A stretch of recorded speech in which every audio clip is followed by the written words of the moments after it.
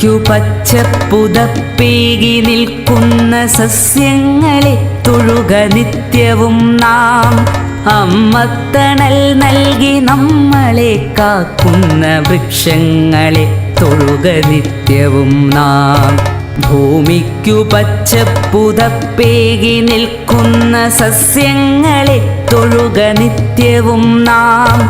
അമ്മത്തണൽ നൽകി നമ്മളെ കാക്കുന്ന വൃക്ഷങ്ങളെ തൊഴുക നിത്യവും നാം.